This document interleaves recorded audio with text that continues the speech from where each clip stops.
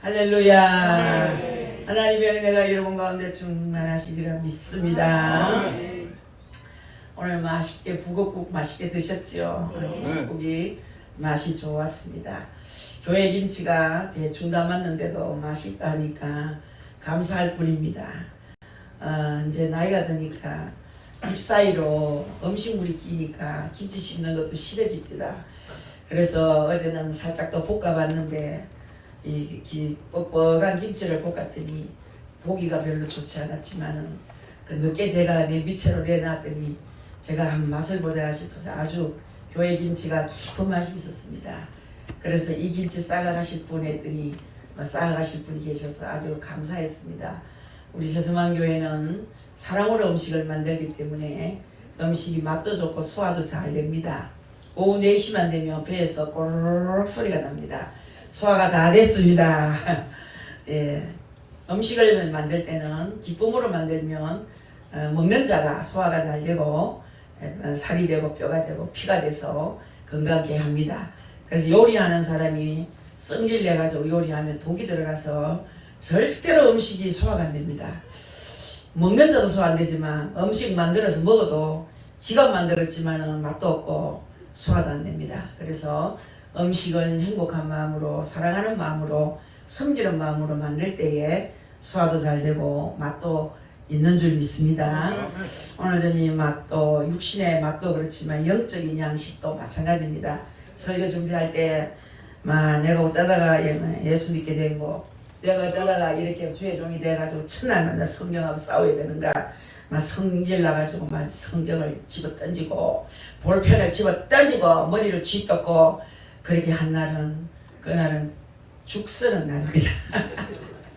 꽁당보리밥에 된장을 넣어야 되는데 꽁당보리밥에 맞지도 않는 양념장을 비비면 맛이 없습니다. 구수한 된장을 맛있게 끓여서 보리밥을 비벼야 되는데 그렇게 제가 경험을 많이 해서 얘기하는 겁니다. 저도 머리를 하도 쥐뜯어가지고 머리카락이 많이 없습니다. 설교 준비하는데 머리를 수십 번 집어 던지고 집어 뜯고 성경책 집어 던진 적 많습니다. 하나님 앞에 고백합니다. 죄를 용서해 주시옵소서. 이제는 기쁨으로 감사함으로 설교 준비합니다. 이제는 내가 설교할 날이 얼마 남지 않았기 때문에 너무나 시간이 소중합니다. 그래서 하양 갈 때도 열심히 준비해서 하양 가서 설교합니다. 그런데 그 목사님이 나는 오랜만에 이 설교 들어. 너무 복음적이야.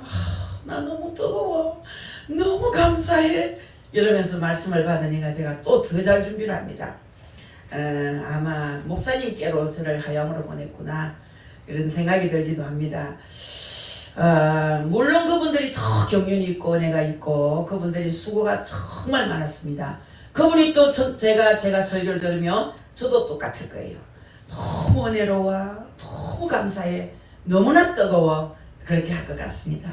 또 부산에 가서도 설교를 합니다. 부산에 가서 찬양도 하고 설교도 하고 한자도 만져주고 또 그렇게 하고 돌아오고 목요일날 2시에도 또 그렇게 성도들을 만지고 또 찬양하고 설교하고 그 하나님 함께 하심을 믿습니다.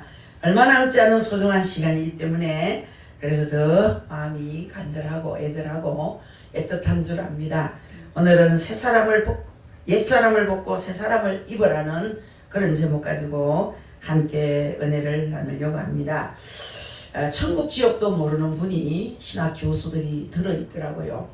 제가 어제 이 설교를 마무리하는 순간에 어느 교수한테서 전화가 왔습니다. 신학 교수, 유명한 학교 신학 교수가 뭐 해요? 그래요. 저 설교 준비합니다. 그 설교 준비할 거 뭐 있습니까? 성경 그냥 막 읽고 막 아멘 하면 됐지요. 뭐 그래요. 아이고 무슨 말씀을 교수님이 그리 하십니까? 교수님요 천국 지옥 있는 거 아시지요? 이렇게 가봐야 알지요. 뭐 있는지 없는지 왜 합니까? 제가 기절을 할 뻔했습니다. 시대가 얼마나 악해졌습니까? 신학 교수가 천국 지옥도 모르는 분이 신학 교수가 된 자가 있더란 얘기입니다. 그게 실하더라고요. 현실이더라고요. 그래서 목사님, 교수님 천국 지옥 분명히 있습니다. 학생들에게 어떻게 가르칩니까? 그것도 가봐야 한다고 가르칩니다. 이야 심각합니다. 너무너무 심각합니다. 교수님 정신 차리세요. 천국 지옥 반드시 있습니다. 아멘. 여러분 그런 교수가 있으면 마음이 참 아팠습니다. 그래서 밤에 잠을 못 이루고 새벽 6시에 잠이 들었는데 9시 반에 남편이 깨워서 일어났습니다. 놀래 자빠졌습니다. 너무 놀래가지고 천천히 일어나라고 다친다고. 아니 오늘 주일날 내가 와이카지 새벽에요. 교수가 천국 지옥도 모르는 사람이 무엇을 가르치는가. 그 마음이 너무 아팠습니다. 그리고 나서 그분이 뭐라는지 압니까? 땅에 있는 사람이 하늘의 걸 무효합니까? 그래요. 땅에 있는 사람이 하늘의 걸 무효합니까? 모르지. 다 알 수는 없지만 성경을 통해서 우리는 알고 있습니다. 할렐루야. 오늘 이렇게 여러분 새해 첫 주일을 맞이했습니다. 신년 되면 누구나 다 한 번쯤 이 새로움에 대하여 생각하게 됩니다. 그래서 새해가 되면 도배도 새롭게 하고 또 가구 배치도 변화를 주고 사방에 또 새해 결심을 써붙이기도 합니다. 저도 그런 적이 있습니다. 항상 마음에 불이 탈 때 전도 2,000명이 하고 싶었습니다. 그래서 큰 헌금을 했습니다. 하나님 저에게 전도할 기회를 주시고 용기를 주시면 2,000명 전도하겠습니다. 헌금을 바치러 올라가는데 그렇게 눈물이 쏟아지더라고요. 그래서 그렇게 하나님께 약속을 하고 거기다 마음을 다 붙였습니다. 대문에도 붙이고 화장대 앞에도 붙이고 화장실에도 붙이고 그때가 벌써 40년이 넘은 세월인데 열심히 전도했습니다. 동산병원에서 10년을 했습니다. 갑바에서도 10년을 했습니다. 거리 전도를 수년 했습니다. 얼마가 됐는지 모릅니다. 제가 직접 또 총력 전도주의라는 게 있었습니다. 그때는 제가 100명을 전도했습니다. 100명 전도하고 6명을 열매 맺혔습니다. 100명 전도하는데 돈 200만 원 들었습니다. 그때는 일본 주전자 삐삐 주전자 주고 개인적으로 선물 주면서 예수 믿으면 이 주전자 주겠다. 그날 교회 오면 이거 주겠다. 이래가지고 전도를 100명 이상 해서 전도상을 받았었습니다. 그 열정이 다시 이끌어오르면 좋겠는데 어느새 식어서 전도가 잘 안됩니다. 그래서 하나님께 물었습니다. 몇 명이 전도됐습니까? 내가 10여 년 이상 동산병원에 가서 3년 거리 전도, 갓바이 전도 뭐 여러 가지 전도를 병원마다 많이 갔죠. 기독병원, 가야 기독병원 지금 있는지 없는지 모르겠어요.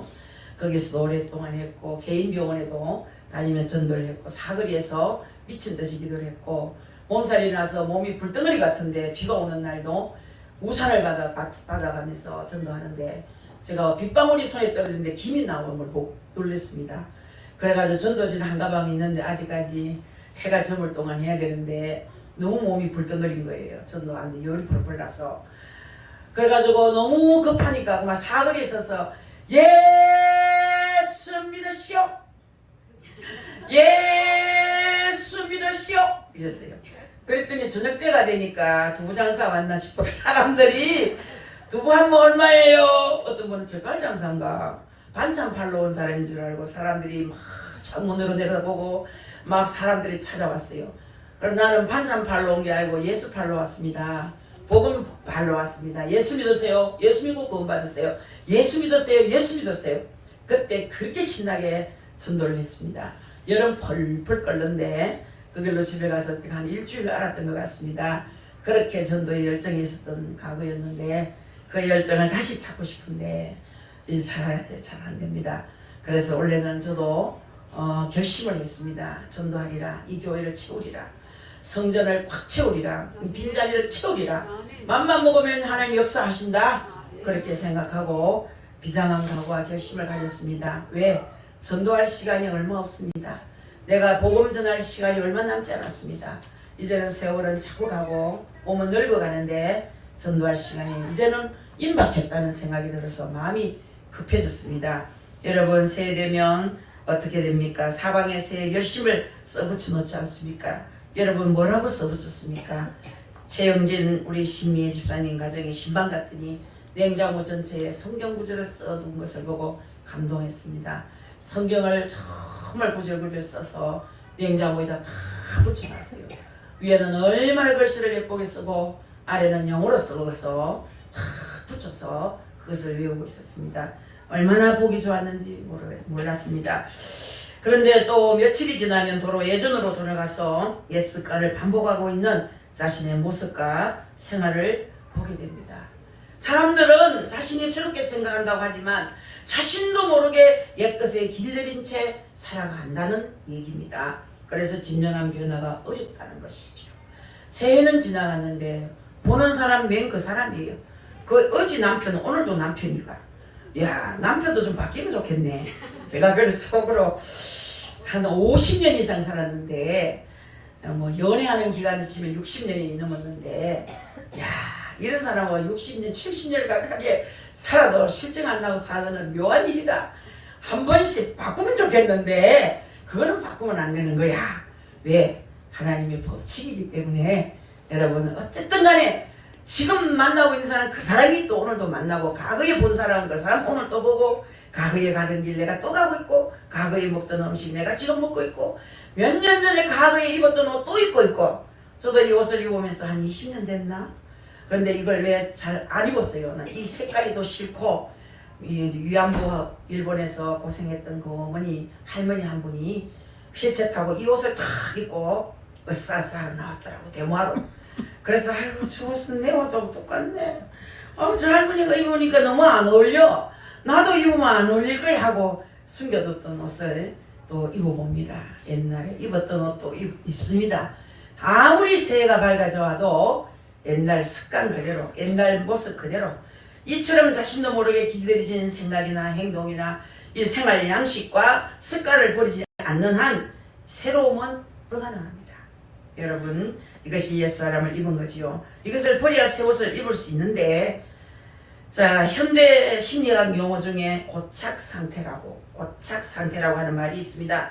이 말은 과거의 유치한 습관, 여러분 과거의 유치한 습관 혹은 부정적인 습관을 버리지 않고 계속 유지함으로써 심리적 안정을 얻으려고 하는 현상을 말하는 것입니다.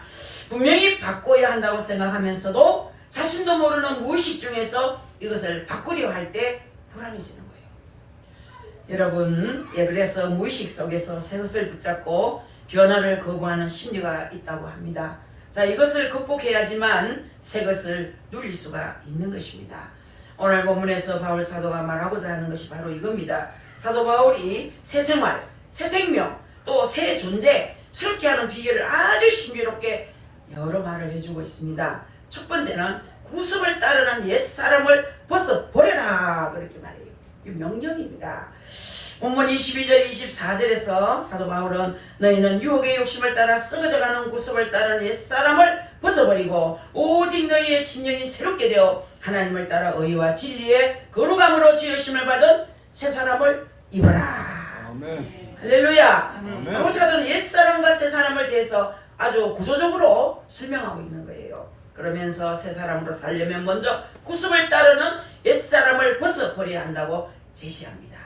사랑하는 성도 여러분, 이 옛사람은 유혹의 욕심에 기초해서 형성된 그런 삶이기 때문에 버려야 됩니다.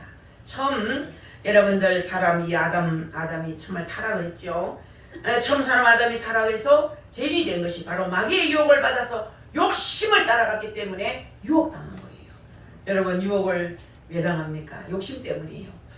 제가 가만히 생각해 보니까 참 욕심이 참 화를 일으켰다, 그런 생각을 해봐요.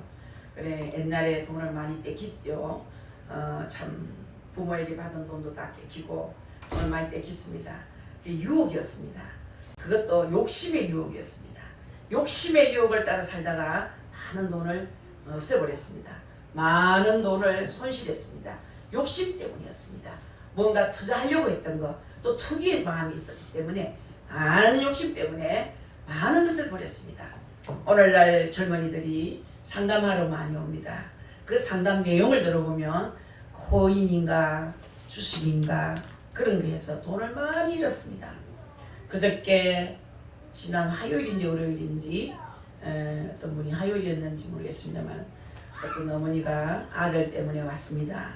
그 아들이 33살짜리인데 주식과 코인을 하다가 억대를 잃었습니다. 그 어머니가 평생 벌은 돈 다 지불해도 아들의 빚을 다 못 갚았던 것 같습니다. 그래서 큰아들이 직장을 다니는데 그 직장에서 대출을 받았는데 어째서 또 몇천만 원을 동생을 해서 갚아줬습니다. 그 가정이 슬픔이 가득 찼습니다. 그렇게 행복했던 가정이 아들로 인하여 그것으로 인하여 물질 손상으로 인해서 너무 구름이 끼었습니다. 그 이름이 또 자네입니다. 자네. 그 어머니 권사님 이름이. 그래서 제가 안 있습니다. 이름이 권자네입니다. 권자네. 그래서 이름이 좋아서 다정다감해서 저녁마다 기도합니다. 그분 우리 교회 보내주세요.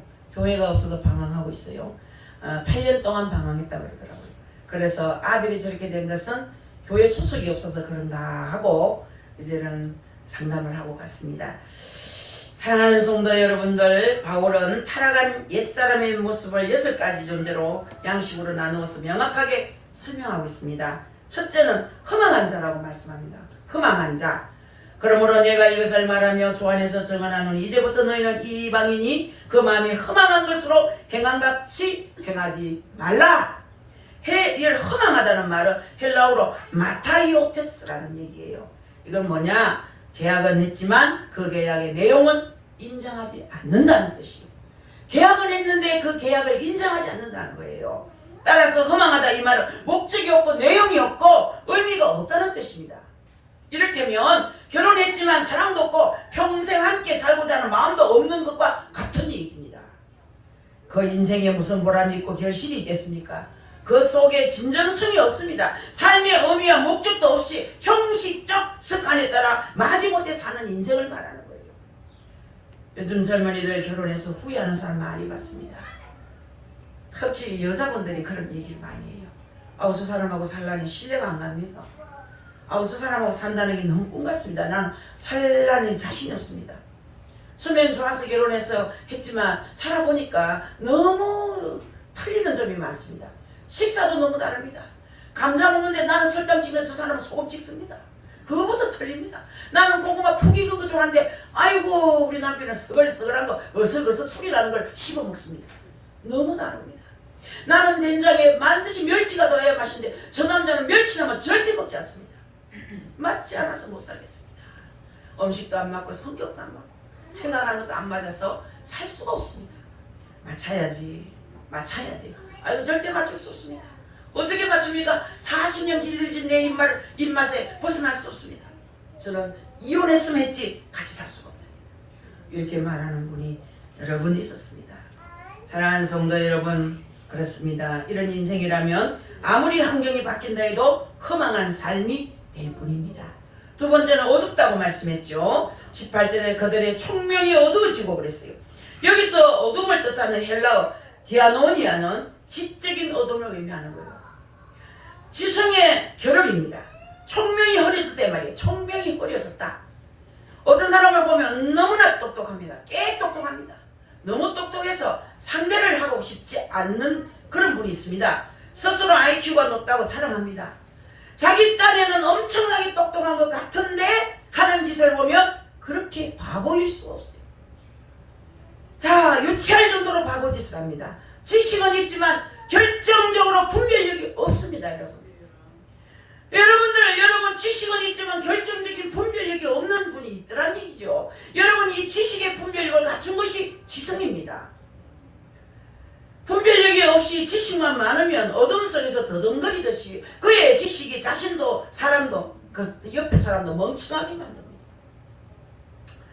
여러분 세 번째는 옛사람은 무지하다고 사도 바울은 말씀하고 있습니다. 18절에 보세요. 그들 가운데 있는 무지함과 본문의 무지에 해당하는 헬라어 아그노이안이라고 하는 이 말은 왜곡된 도덕성에서 나온 행위라는 뜻을 담고 있습니다. 어떤 목사님은 서울대에 졸업하고 미국에서 신학박사 학위 받고 온 사람인데 성도가 없어요. 모였다가 가고 지식인이 왔다가 모였다가 가고 다니엘을 강의한다고 들어보러 오라 해서 갔습니다. 서울대 나온 목사님이 얼굴도 잘생기고 말도 잘합디다. 아주 서글서글한 얼굴에 참 좋았는데 그분은 모든 사람들이 겪어본 사람이 똑똑해도 무지한 목사라고 그래요. 가난한 자의 형편도 모르고 아픈 자의 형편도 모르고 성도들이 왜 안 왔는지도 모르고 자기가 지금 어떻게 설교하고 있는지도 모른대. 그 다니엘서를 들어보니까 설교도 꽤 잘하던데 너무나 도덕성에서 좋지 못한 행동이 너무 많이 나온다는 거예요. 갑자기 일어나서 어이! 그러더래요. 어이! 누굴 보고 어이? 하면 다 돌아봤는 거예요. 어느 장동이를 보고 어이! 그랬다는 거예요. 아이고 어쩌나 모든 사람들이 그런 곳에서 작은 일이지만 그런 도덕성에서 그렇게 무지함이 나왔다는 얘기죠. 여러분 또 공부를 많이 했다고 좋은 학교를 나왔다고 그렇게 모든 것이 다 완벽하지는 않다는 얘기죠. 그래서 여러분 18절에 그 말씀이에요. 그들 가운데 무지함. 이 본문의 이 무지에 해당은 즉 뭡니까? 애곡된 도덕성에서 나온 행위라는 뜻을 담고 있는 것입니다.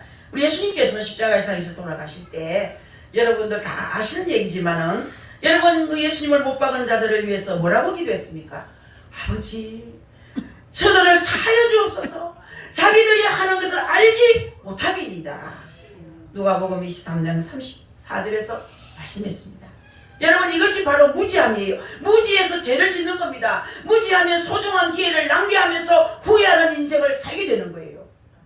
여러분 시간 낭비하는 거 죄인 줄 아셔야 됩니다. 짜투리 시간도 아껴야 됩니다. 저는 예배를 다 마치고 집회를 다 마치고 치료를 다 마치고 기도 좀 하고 올라가는 그런 시간에 부산에서 자주 오는 분이 있습니다. 그분들이 뒤에 사람이 없으니까 그 시간에 딱 맞추는 시간에 와가지고 한없이 나를 붙들고 얘기를 합니다. 제가 얘기합니다. 나는 시간이 아까운 사람이에요. 용건만 얘기하세요. 간단하게 얘기하세요. 부산에서 오셨다고 내가 시간 드리는 게 아닙니다. 나도 내 개인 시간이 있습니다. 여러분 얘기하고 부산에서 올 필요 없이 제가 전화로 기도해 드리겠습니다. 그런데도 구역구역 옵니다. 아마 못하도 일주일에 3번씩 부산에서 옵니다. 얼마나 제 시간을 빼앗는지. 나는 그 사람이 오면 또 왔어? 왜 왔어? 오지 말라 했잖아. 제가 3마디 꼭 합니다. 또 왔어? 왜 왔어? 전화로 상담하라 했잖아. 그래도 못 알아듣습니다.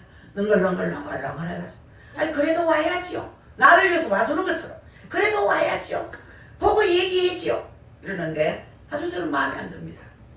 짜투리 시간까지도 아끼는 여러분 될 수 있기를 주의 이름으로 바랍니다. 정말로 그렇습니다. 여러분 한번 돌아보세요. 여러분 돌아보십시오. 돌이켜보십시오. 젊었을 때 현명했다면 젊음을 좀 더 알차게 보냈을 것입니다.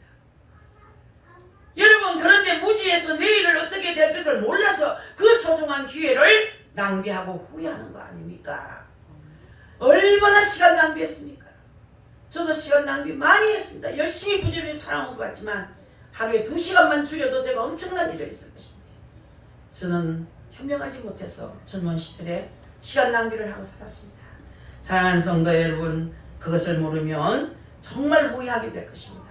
네 번째는 옛사람은 마음이 굳어져 있다고 18절에서 말했습니다. 그들의 마음이 굳어짐으로 말미암아 하나님의 생명에서 떠나 있도다 그랬습니다.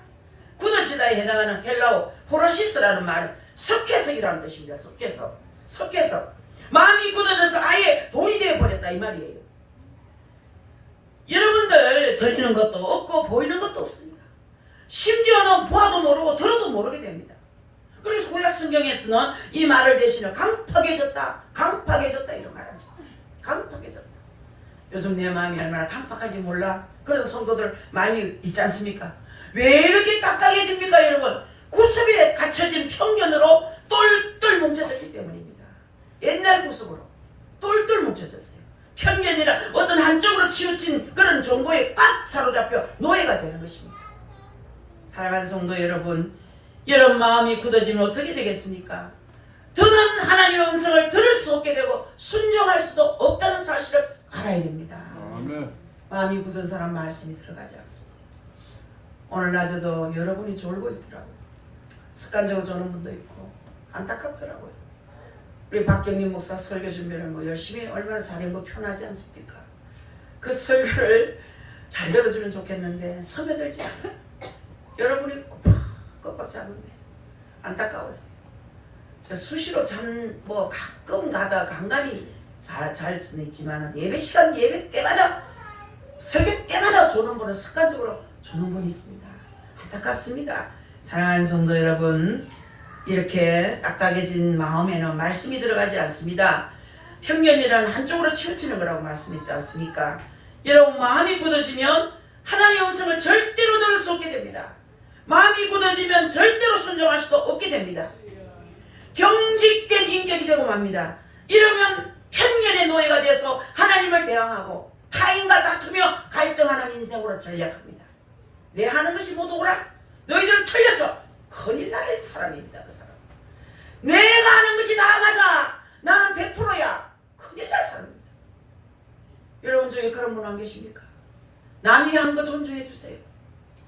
남이 하는 말, 남이 하는 일들, 남이 하는 모든 것들 존중해 주세요. 은사자들이 그런 자가 너무 많아요. 저는 은사지만 은사가 있지만 은사자들 잘 몰라요. 그런데 은사자들이 모두 나를 알아. 다 와서 나한테 기도받고 은사자인 데가 많대. 저 지산동에 가면 어떤 분이 있어요. 나를 오라 해서 갔습니다. 3일 또 집회해달라고 해서 한 번 하고 두 번 하고 한 서너 번 한 것 같아요. 그대로 흉내를 내는 거예요. 그대로. 그리고 나서 자기가 못하는 것은 저는 제끼 잘못됐다고 그런대요. 제끼 잘못됐고 내끼 옳다고 그런대요. 그러라 그래라 뭐 하나님 보고 계시고 뭐 잘못되면 내가 얘기해야 되고 다 흉내를 낼 수 있는데 한 가지 흉내를 못 낼 게 있대요. 그것은 내가 잘못됐기 때문에 흉내를 낼 수가 없대. 자기 하는 건 다 옳대. 여러분 그래서는 안 됩니다. 남이 하는 것 다 존중해 줘야 됩니다. 아멘. 그 인격 존중해 줘야 됩니다. 아멘. 그 사람의 삶을 존중해 줘야 됩니다. 그 사람이 했던 모든 것 존중해 줘야 됩니다. 아멘. 그게 인격자인 거예요. 아멘. 이 자리에 오신 여러분, 다섯째, 옛사람은 감각이 없는 자라고 19절에서 말씀합니다. 19절에 그들이 감각 없는 자가 되어 했어요. 이 말씀은 감각 능력이 아주 상실된 상태를 말하는 특별한 용어입니다. 여러분, 과거 원료형으로 쓰고 있죠. 이미 감각에 무감각해졌다 이 말이에요. 죽은 자와 같다 이 말이거든요. 슬픔도 기쁨도 깨달음도 없는 상태를 말하는 것입니다.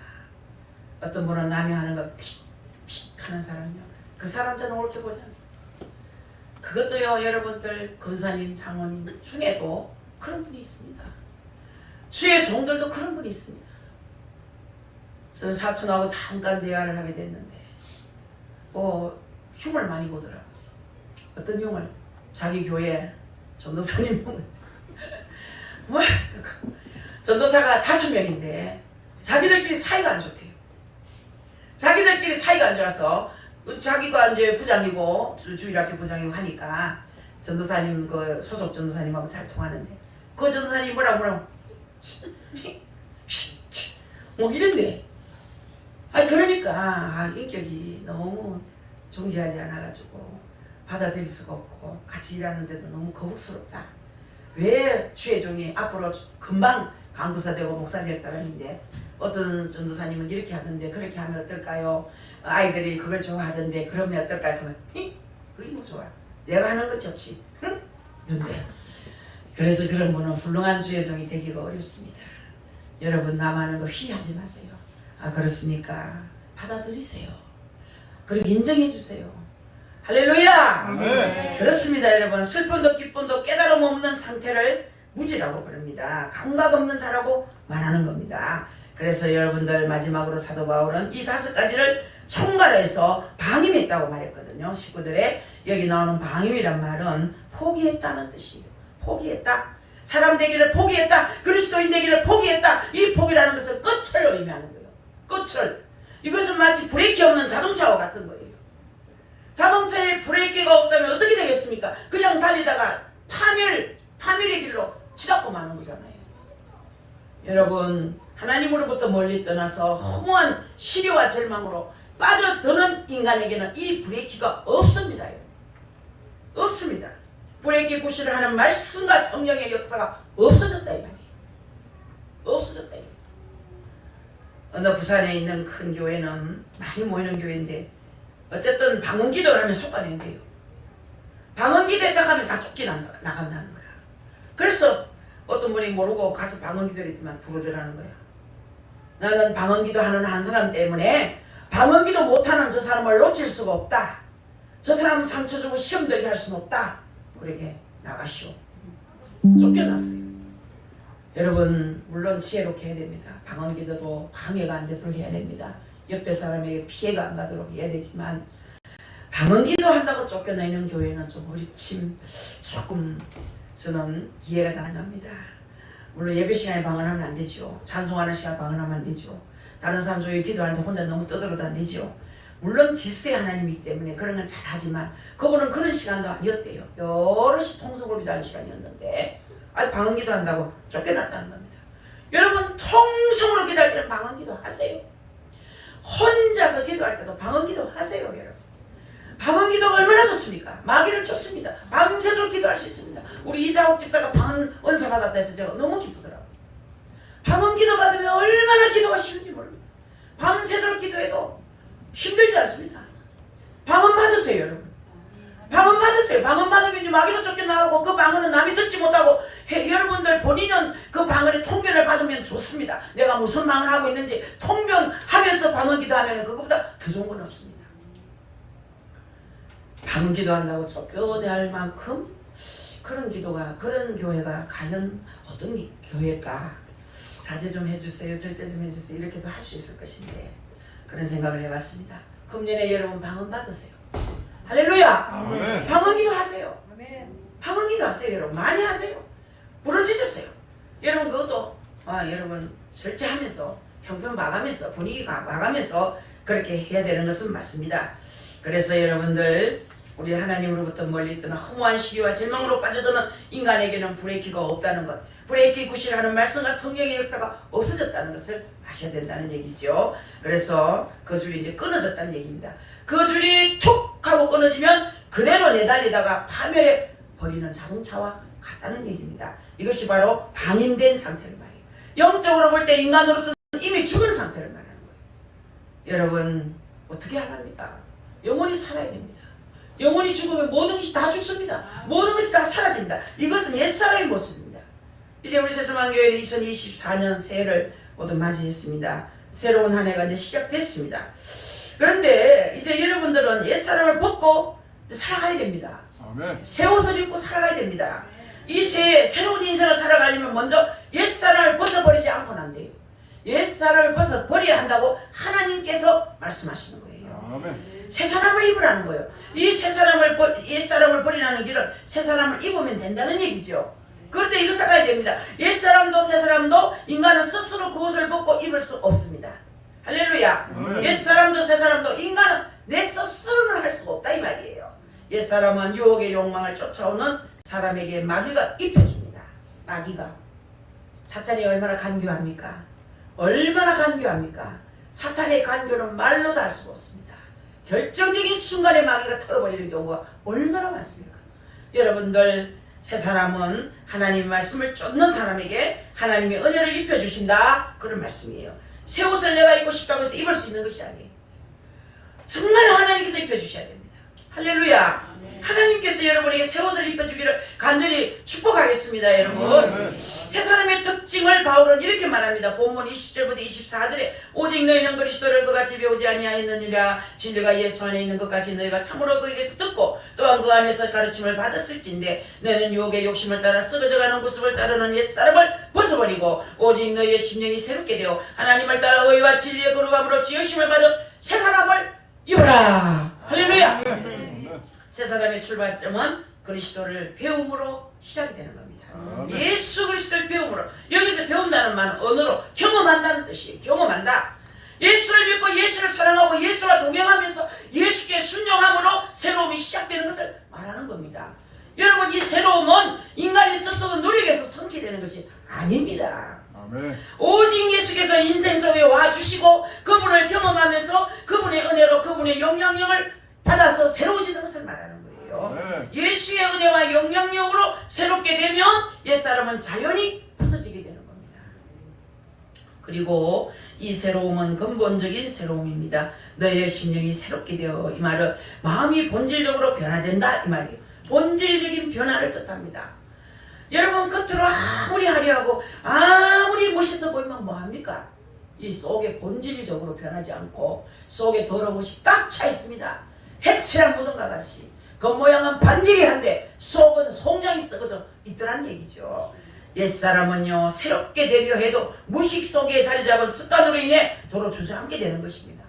하지만 새 사람은요 그리스도의 은혜와 능력으로 변화되는 것이기에 본질적인 부분이 새롭게 되는 거예요. 아멘. 할렐루야.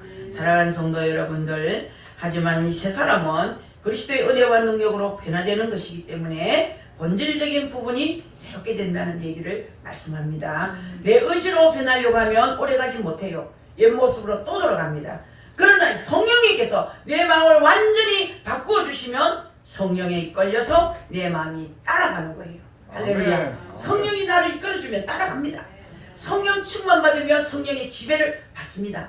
성령 충만 받지 않고 어중간하게 받으니까 자꾸 내 생각이 앞서지요.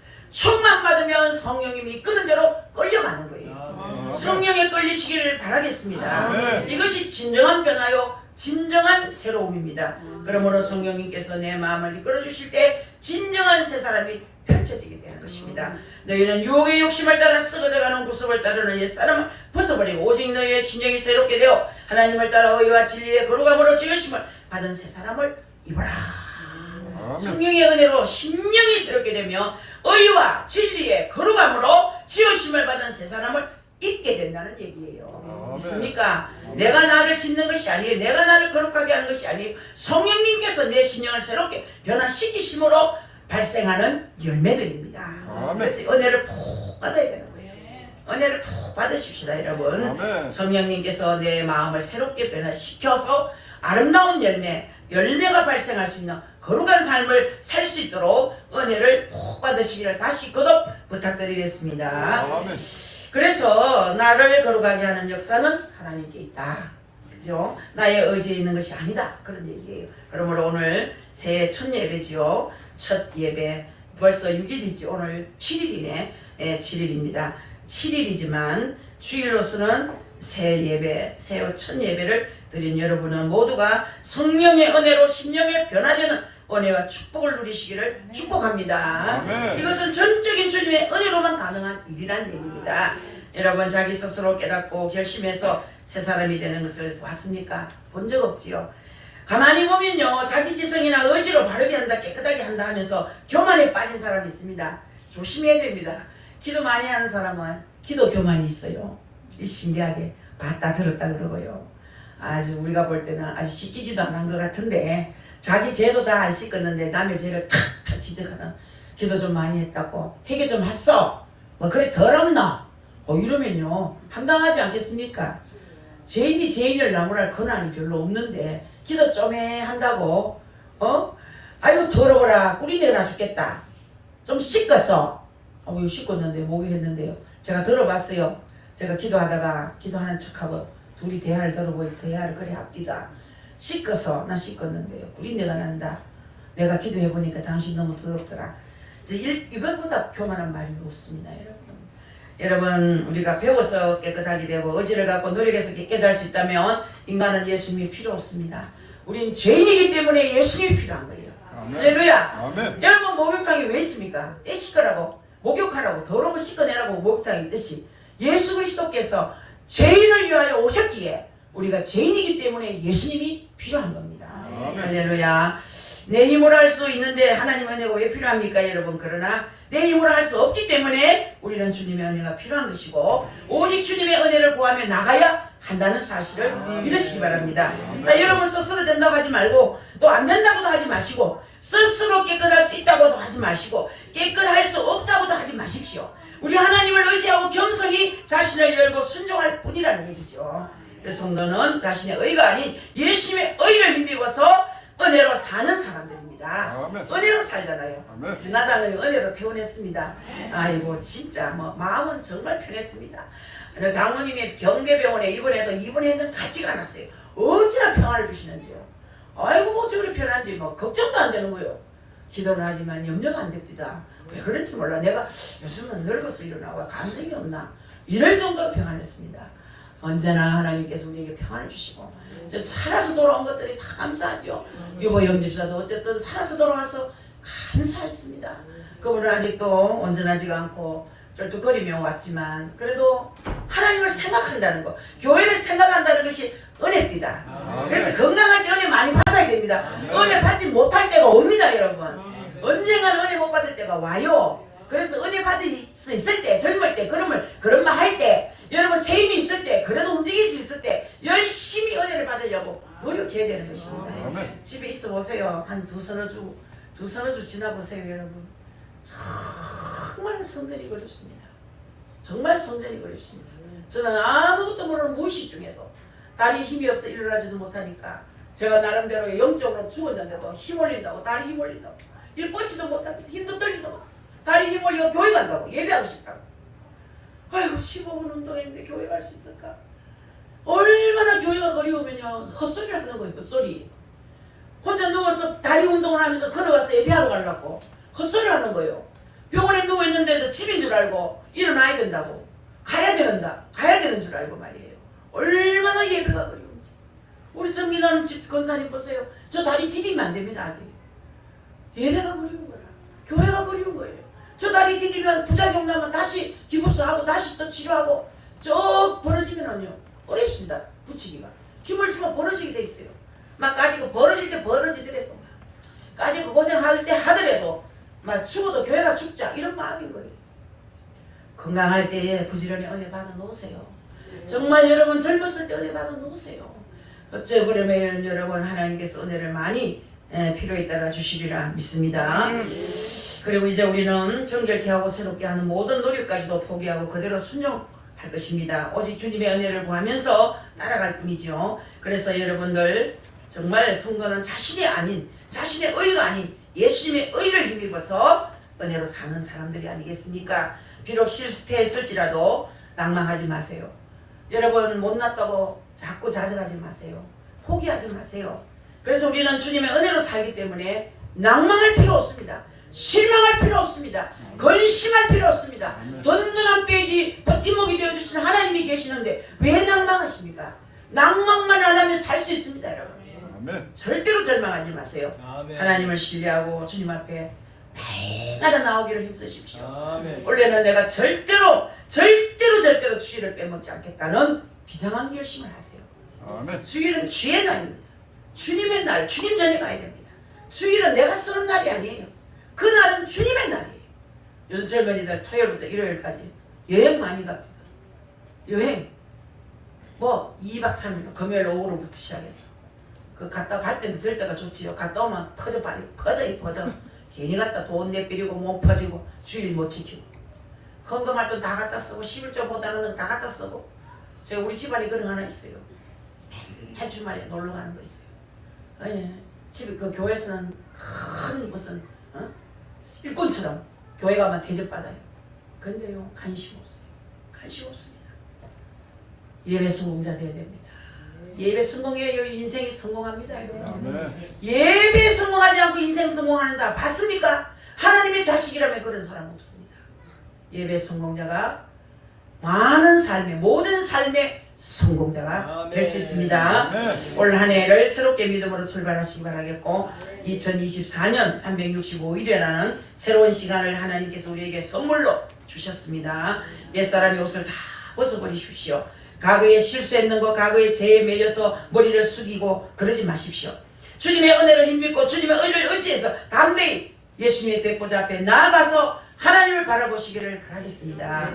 그리고 성령께서 내 마음을 새롭게 변화주시면서 이끌어 주실 것을 기도하면서 나가십시오. 성령의 인도 따라 살면 승리합니다.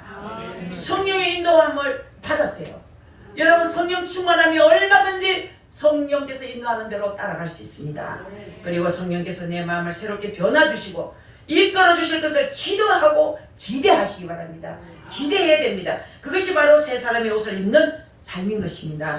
성령의 은혜로 새 사람을 입고 새로운 한 해로 출발하시길 다시 거듭 부탁드리겠고 하나님께서 선물로 은혜로 입혀주시는 새 옷을 입으시기를 주님의 이름으로 또 축복합니다. 이번 2024년 한 해는 하나님의 은혜 안에서 여러분의 인생이 가장 빛나고 가장 복되고 영광스러운 한 해가 될 것을 바라봅니다. 저는 이를 깨물었습니다. 결심했습니다. 2024년도에는 빈자리가 없으리라. 빈자리가 없으리라. 예배에 성공하는 모든 성도가 되리라. 그런 비장한 각오를 갖습니다. 무한하신 주님의 사랑과 은혜가 여러분의 인생 위에 사랑하는 성도 여러분의 가정 위에 여러분 자녀들 위에 충만하시기를 주의 이름으로 다시 한번 간절히 축복합니다. 기도하겠습니다. 사랑의 아버지 금년 한 해를 더 축복해 주옵소서. 오늘 이 자리에 참여한 모든 세서만교회 식구와 오전 예배에 앞다간 모든 성도들 가슴마다 성령 충만함을 입혀 주옵소서. 은혜를 한번 받게 하옵소서. 성령의 새소리 한번 치해보게 하시고 성령의 소낙비가 한번 가까드니 한번 내려지게 하여 주옵소서. 우리 새서방 교회 위에 소낙비가 한번 내려지게 하옵소서. 건강하게 적시게 하여 주옵소서. 감사드리오며 예수님의 귀하신 이름으로 감사하며 기도하옵나이다. 아멘. 찬송 한 장 하고 마치겠습니다.